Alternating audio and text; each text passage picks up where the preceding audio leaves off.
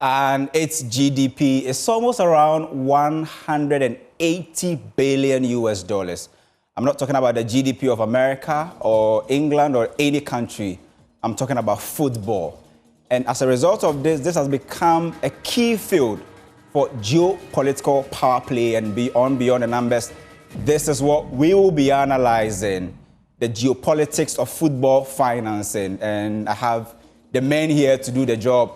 My regular, Chelsea supporter.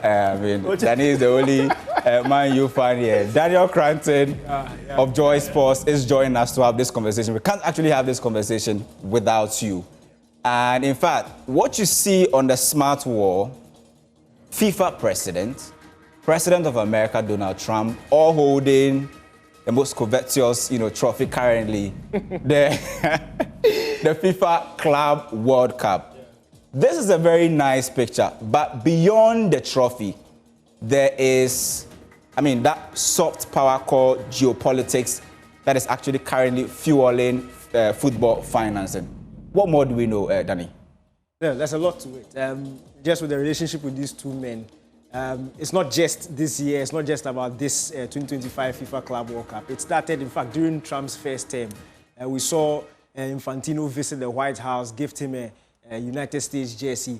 He's been trying to court that very good relationship with Trump for over the years. In fact, he was the only top sporting figure in terms of heads of various sporting associations or various sporting disciplines that was present at Donald Trump's inauguration speech. So their relationship has grown over the years, and we can see the undertones that it has basically birthed as a result of the relationship between these two men. So it's something that has gone on for a very long time, and from both parties, you can tell what they have gained from that. You can tell what Trump has gained from it, and especially the FIFA president, Gianni Infantino, through his relationship with Donald Trump. Talking about relationship, and currently, the product that FIFA has been able to create is the FIFA Club World Cup. And Winston, we were actually talking about this figure before coming on there. 2.1 billion is the total projected revenue from the FIFA Club World Cup. Does it make this a very good product for heads of state start thinking around when can we also get a chance to host it for soft power and geopolitics, Winston? It's interesting to note that this FIFA World Cup, according to our arrangement, seems to be a precursor, a rehearsal ground for the 2026 FIFA World Cup, which will happen next year, and which will be co-hosted by Mexico and Canada, possibly. And with this revenue trajectory, it is important to activate a strong market base in the U.S. field, because we know the U.S. for NFL, basketball, and those markets dominate consistently. But to extend to 11 cities across the country in the U.S., it was important to entice and influence more lovers of football. Already, they have been building up with their own local league, with Messi and key players coming in. The interest has been building over some time now. Now, for them to ensure that the viewership, commercialization, pay-per-view on platform, and it all comes back to revenue. Television rights and all of that. Back every investment. So the U.S. were quite strategic about making this revenue, making sure that they build the needed infrastructure that will ensure during the World Cup they are able to use them judiciously. Yeah, well, Danny, would it be the case that the country that gets to host the FIFA World Cup will be the same country that will host the Club World Cup? Because we are looking at how big football is becoming. And for us, this number is very important. And here on Beyond the Numbers, we tell the stories behind the numbers. Over 4 billion plus people in this world. We have about 8 billion people living in the world.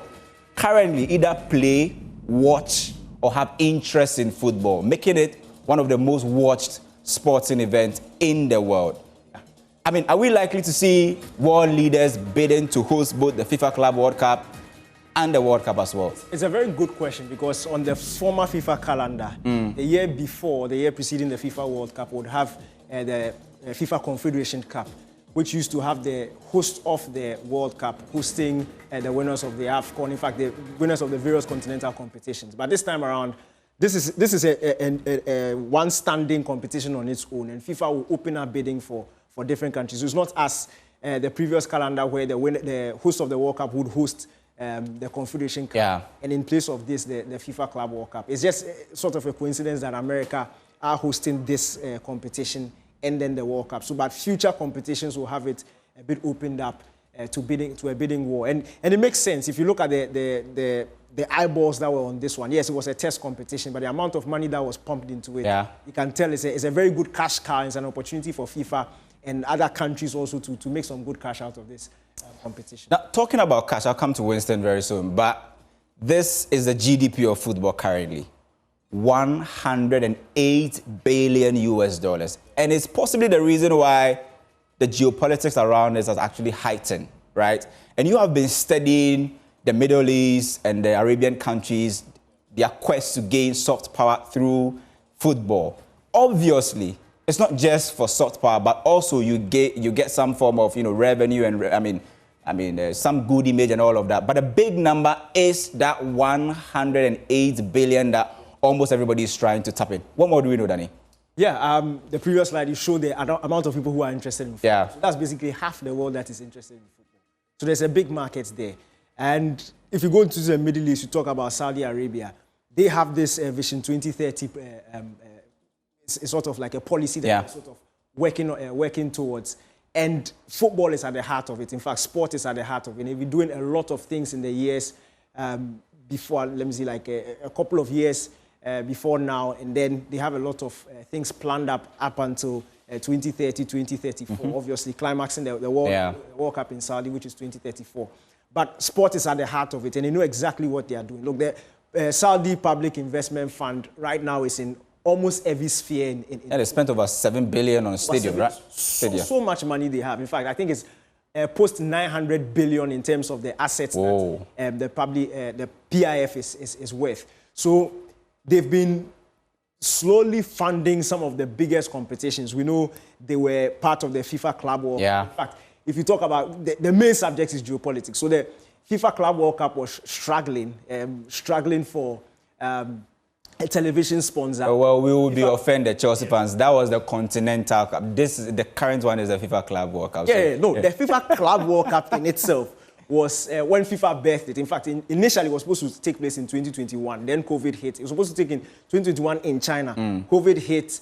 The Chinese people were not too sure about whether to take it back. Then FIFA started looking for a host of it.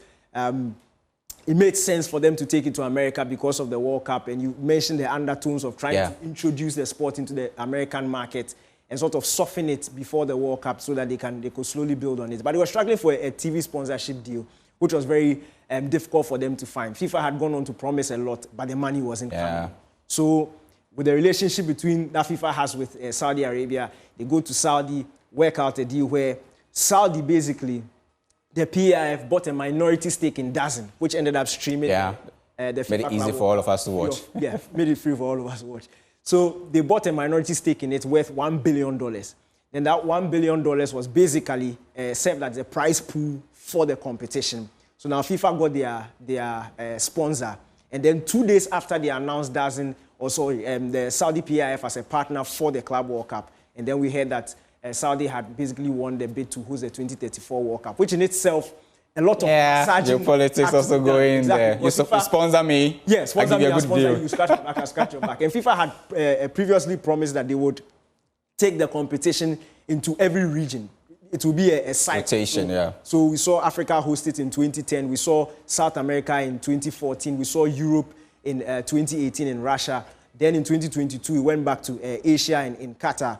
So now, with this joint World Cup in USA, that was North America. So USA, Canada, and then North America. Then they had to make another rotation. But in order for Saudi to get what they wanted, FIFA had to do a lot of massaging. So we have Spain, Portugal, and Morocco as the host for 2030. And that is Spain, Portugal, Morocco. That is Europe and Africa who are already part. But it's the centenary version. So FIFA now roped in Uruguay and Argentina as part of the host because they were originally the host. In fact, they were part of the 1930 edition. So FIFA had now pleased everybody in the various... Now it's going round again. It up for Saudi. It's good Danny made up when I'm coming to Winston. If we are talking about geopolitical friendship, there is that good friendship between the USA and Saudi Arabia because of how much they buy from America. And Trump loves Saudi. Yeah. It was just recently that he came back from Saudi, that his store in the private jet. Absolutely, and all of that. I mean, he gets to host the FIFA World Cup 2026. And then his other, I don't want to use the word proxy, but another darling boy in the Middle East gets to host 2030, all right? Are we seeing any form of geopolitical play here where even in the Middle East, those who get to host the World Cup are best friends of America? Qatar is a very good friend of America. Saudi is a good friend. Why not Iran? It's interesting to note that previously when Qatar hosted the US, they invested about $220 billion in that particular infrastructure development, where it involved hotel facilities, involved tourist sites, and all that were futuristic, hoping that even after the tournament, there are going to be economic development. Considering what happened in the FIFA World Cup, because also going into the World Cup in 2026, the US is projected to make about $1.7 billion in terms of addition to their GDP, with over 5,000 worker force employed as a result of the World Cup, hotel facilities, and one very key issue that may mar a bit of Trump's policy has to do with his immigration laws. Yeah. Because of the labor force that is needed to run a lot of the facilities, keeping the place clean, managing certain restaurants and all that. The immigrants have been great factors in the labor force. So taking that technical aspect of it is going to a bit bring down the outlook. But many are also hoping that with the continental look that came as a result of the FIFA World Cup, we saw countries from different continents participating in a global game and possibly gaining, depending on the level they reach in the tournament, going back to the economy, adding, improving the infrastructure. It is going to be a tournament to look forward to subsequent years because of the, first of all, revenue outlook and the quality of teams, irrespective of how much they pre-invested in their home tournament. So it tells you there's going to be a mix. Another very important aspect is the U.S. position in terms of imposing tariff on almost all the clubs, country that came to participate. More revenue. They are all watching what is Trump U.S. going to do this time around. So the World Cup come where imagine Iran playing against the U.S. in the finals. If that was an imagination, and how it's going to look basically in subsequent conversation. Well, in fact, let's move the conversation to this angle where if you look at the model of the Asians, it was to bring in players and create their own league. The Saudis and Middle East have also done the same thing. But US is beginning to use a different model where they are not creating, well, of course, they've done MLS and all of that. But what they are now doing is to get their people to own majority stake, controlling stakes in almost all the big clubs in Europe, where, in fact, even in England, if you sample 10 clubs, about 5 of them are in a form of, have a form of, US ownership, right? And it's all because of what we are seeing here. If you go to, we've seen the 108 billion market value of football and all of that. But in the EP alone, brings in about 6.5 billion. UCL, $4 billion. La Liga is about 3.5. These are the top 6. We talk about Bundesliga, Syria, and then now we are talking about the Club World Cup. But the big question is, all of these 20, about 6 or 10, top clubs in terms of revenue, they control about $28 billion US. And I want to ask you this very simple question. If you look at how, Chelsea was taken from Abramovich, a Russian owner, and then Americans came to buy that football club. Is there a way of, EPL telling, we know America, their darling boys in Europe is usually England. Is there a way that England is opening their doors to the US and saying that, well, you can come in and own more clubs because we know that you have the money. Come and develop our league because our league is the most lucrative at the moment. I think with the whole Abramovich thing was just a very, it was a good situation, a nicely done situation for the Premier League to redirect the ownership of Chelsea. We know that the relationship between Russia and the West is not the same. So that was a very convenient way for them to get the ownership away from him. But as to whether the American ownership for Chelsea was the clear direction or the clear plan from the get-go, we can't really tell because British owners were also very interested. It was just a case of the highest bidder winning at the end of the day. But it also really helps the Premier League in terms of trying to capture the American market. They've been trying that for a very long time. If you remember the Premier League Summer Series, which was introduced a couple of years, taking some of the top clubs to the United States of America in the preseason to get familiar with the fan base there in America. The sporting revenue in America, the sporting market in America is big. If you're talking about the most lucrative sports in the world, there's the NFL, there's the NBA, there's the MLB, all are inside, and they are basically have their roots in America. A large chunk of their base is in America. So the Premier League has been targeting America for a very long time. And I think, again, the Chelsea situation was just a very good and convenient way of redirecting a lot of attention and a lot of revenue and relationship between the Premier League and then America. Now you have Chelsea, who have American owners. You have Arsenal, you have Man United. That is 3 out of the top 6 who have American ownership. So it makes perfect sense, and that relationship is slowly building. We've also seen quite a number of big American celebrities who are also now owning stakes in some of these clubs. So we know LeBron James has a stake in Liverpool, and it all helps. Talk about Snoop Dogg. Snoop Dogg just yesterday, right? Yeah, to Swansea. So it makes perfect sense in the business world to try and get that relationship, that familiarity between the big personnel and the big persons who run these certain industries, to have that proper relationship, and it helps to feed from a Premier League point of view. That American market needs to be tapped. And the thing is, it's just a cultural thing where Americans don't necessarily like football, but the more familiar they get with some of these personalities, it helps in growing the selling because the brand. We are seeing a steady increase in terms of the viewership in Premier League in the American market year in, year out. And you can't discount the influence of some of these things. I think there's going to be a change, possibly, because of how the U.S. has, since the coming into office of Trump, how he's treated international corporations, asking them to, first of all, establish their holding or manufacturing centers in the U.S. And with these tariff dynamics, it's likely going to change a bit, because most of the big brands have their manufacturing centers in China and Asian regions due to the tax nature and the availability of labor compared to the U.S. markets. And that may change, because these teams may need, in the U.S. market, with this revival in the sports fraternity in the U.S., they need a lot of sponsorship to keep the league moving. And these sponsorships come from global brands that are making profit. Apple and key figures who are possibly trading in the U.S. and UK stock exchange, and they will certainly need an influence to capture certain market sentiments. Well, I was not surprised when I saw that U.S. was going to host the 2026 World Cup, because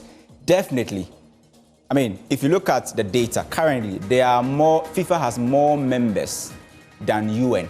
Absolutely. It means that now, if you are a country that's looking for sovereignty and you want to be recognized internationally, football is a place to go, right? So I was not surprised when 2018, when that power was given to Russia to host the World Cup. I knew that US was going to be the next, because you know the geopolitical play.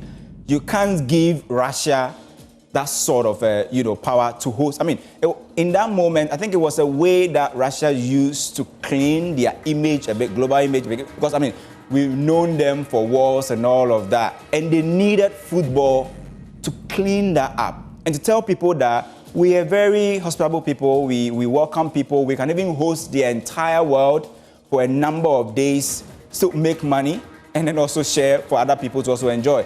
So I wasn't surprised seeing the US in the game. But beyond the World Cup, what I'm seeing is that the US has become very particular about the Premier League.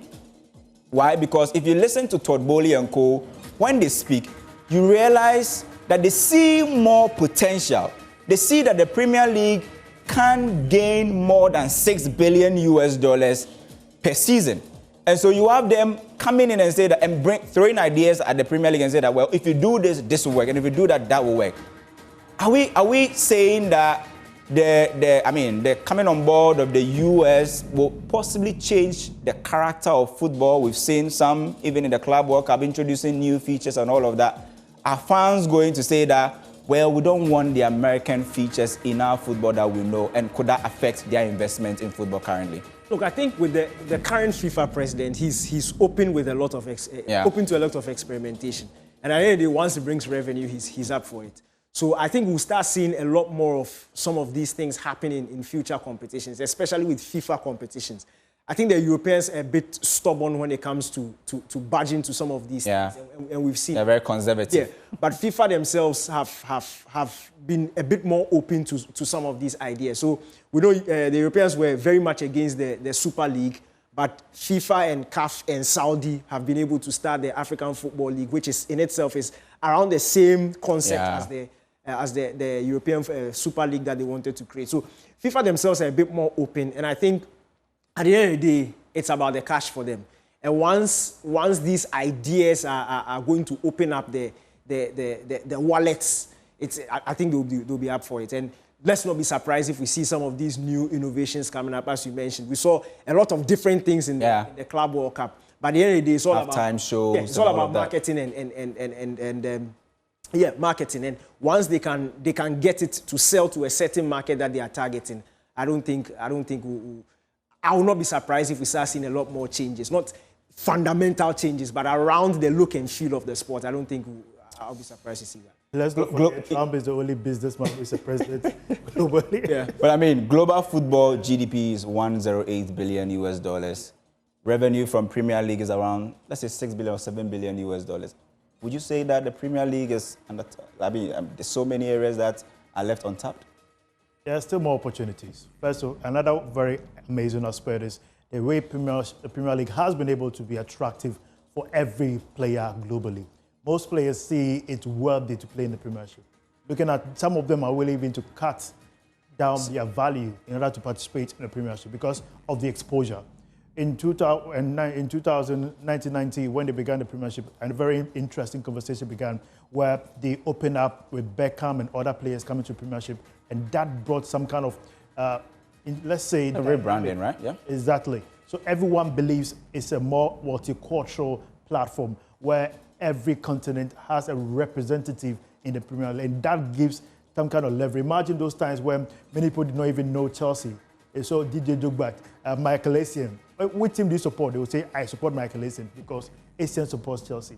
And that dynamic was something that capitalized and gave value to the Premier League. And with this revenue outlook, with the sale of players, with the loan structures that have been instituted, it makes sense that this Premiership has built the value to the extent that it going around the world is something that is worth the value. Are we likely to see more new tournaments, and are players likely to play more because of the money? At the end of the day, it's, a couple of years ago when we were talking about fixture congestion, we thought that would be the end. But as I said, it's now about the money. And once you're able to make it make sense, players are increasing, they are asking for increased wages and things like that. And the only way you can do it is through some of these new competitions, some of these altered competitions. So I don't think this is the end of it. I think there's still a lot to be done and a lot that we will see in the near future. The Premier League is the most, usually the most lucrative competition. It generates a lot of money, even more than the Champions League, even more than the best league in the world, in fact, full stop. So they are not going to end there. Once they can make things more attractive for more players to come in, I think we are going to see it. They've brought up some very innovative ideas over the years, the likes of the Fantasy League. So many things have made this league very attractive and very marketable. Nowadays, you don't need to play for the big clubs in the Premier League to have the stage. True. You can, once you are playing in the Premier League, it's good enough. And players in teams that are not, or in previously nobody would really think about, are now household names. Mohamed Kudus works in the Premier League. He's playing for West Ham. But the average Ghanaian can now mention at least 5 West Ham players because Kudus plays for West Ham. And it's a global thing. So Africans are looking at their brothers from other African countries. You know them by name, you know the teams they play for, you know their teammates. And that's how they've managed to sell this competition and sell this league to where they've reached.